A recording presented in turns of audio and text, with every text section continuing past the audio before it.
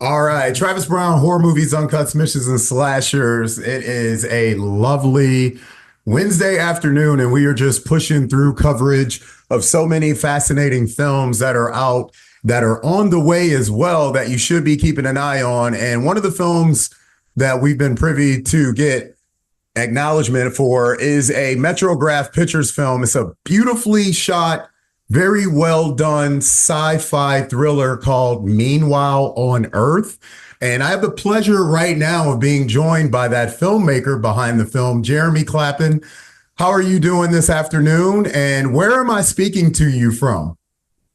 Hi, Travis. I feel very good, and I'm speaking from the suburb of Paris, and soon I will be able to join you in US for the release of the film. Awesome. Awesome. Well, we can't wait to have you over here because I'm very, very excited for people to see this film. So, when we're looking at a film like Meanwhile on Earth, the first thing that I love to ask a filmmaker is if you have to sell your film to an American like me right when you land at the airport on why they should see your film, what type of pitch would you use to sell Meanwhile on Earth? That's so hard question. Travis. Getting you right I'm off not, the bat, Jeremy, right off the I'm bat. not good. I'm not good in selling things. It's something you rarely see in cinema. It's a sci-fi movie, but also an intimate movie, and there is a mixed element genre inside. So you will be surprised to see animation, Mm-hmm. but also mixing with live action. And Mm-hmm. there is some horror moments, and there is a very powerful music, powerful universe inside. And we are following a girl into the grief process of her brother and stuck somehow in an in-between world between space and Earth and dealing with aliens at the same time. It's a lot of great genre blending in the film. That would be the first thing that I would say right off the bat, too. For those that don't know, you do have a background in animation, and this is, I believe, your first live feature that you've worked on.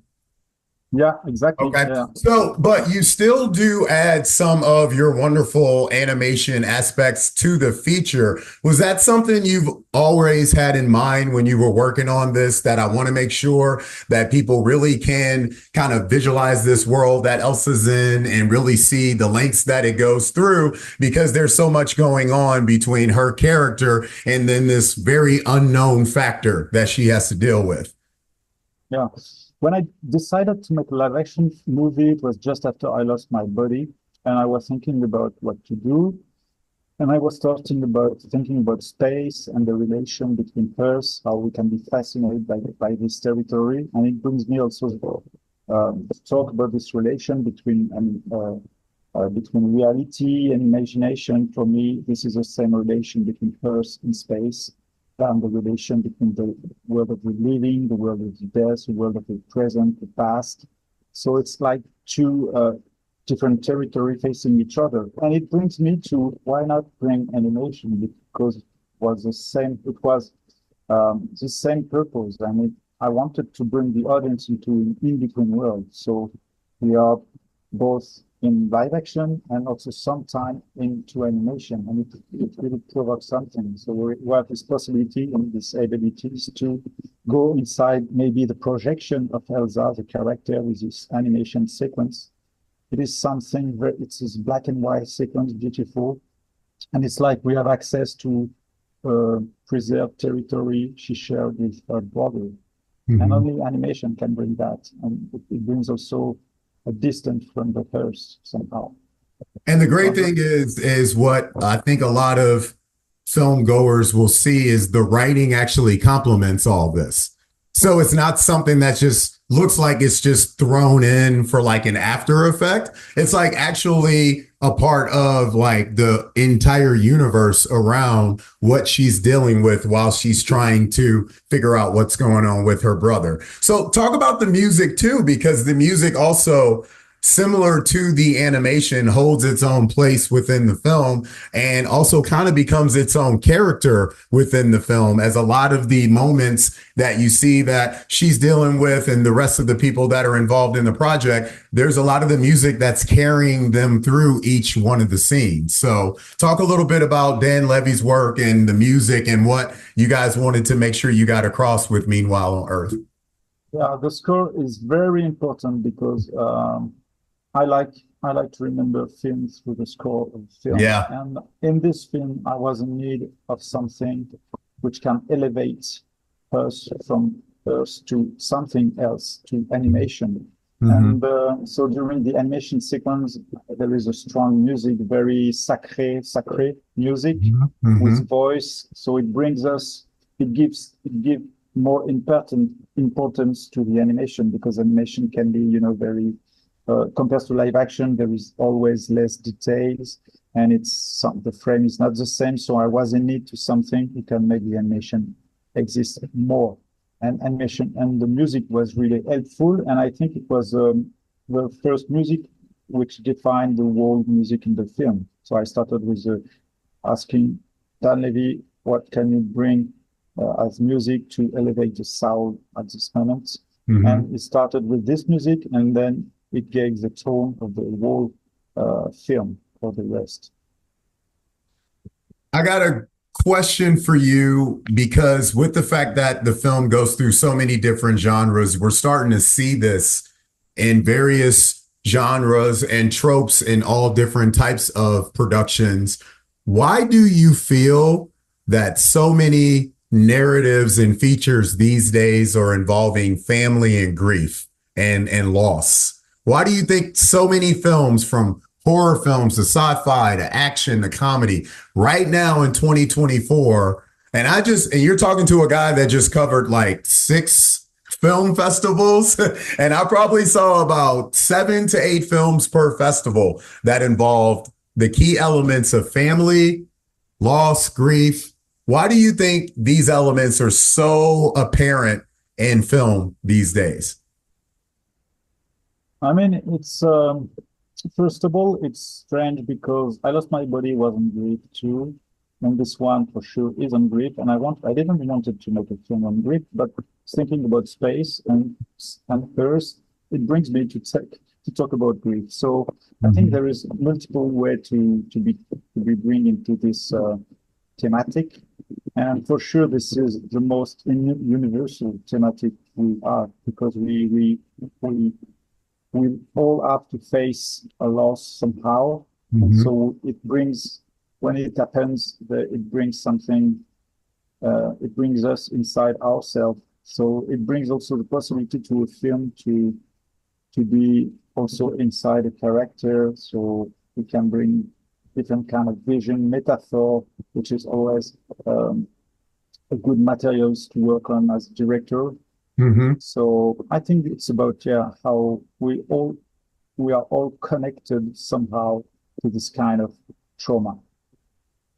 I'm always curious when I talk to French filmmakers, because you guys and women always seem to write these very intriguing tales that always look fantastic, but then out of nowhere, there's a sinister side that shows up in moments of your movies. And I'm curious too, when you guys were doing the effects and you're trying to bring to life some of the things that happens to Elsa character throughout the film, what were some of the things that you wanted to make sure you got right to keep in the scope of the entire storyline of Meanwhile on Earth? Like, you didn't want to go too far on certain things, but you knew there were certain things you wanted to get right with the effects and then the overall look and production of the film.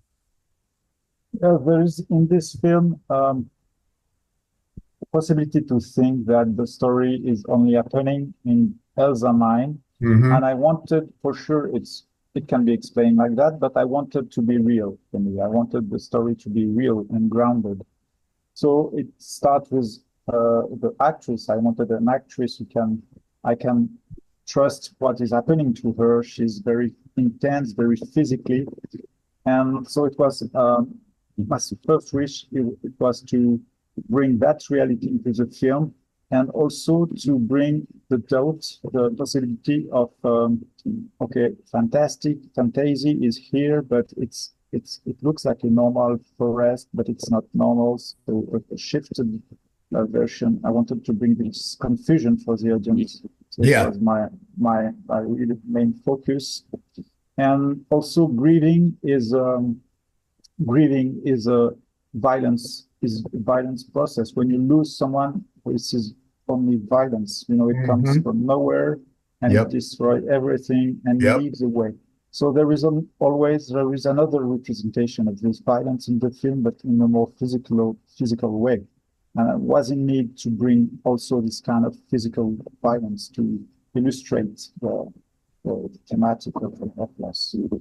And then with Megan Northam, how was she very responsive to what you wanted her to do in these segments in the film, or did you allow her to kind of come up with some of her own creativity for these parts? Yeah, there was some space. There was some space for her. I wanted, I'm coming from animation, so I'm like a control freak.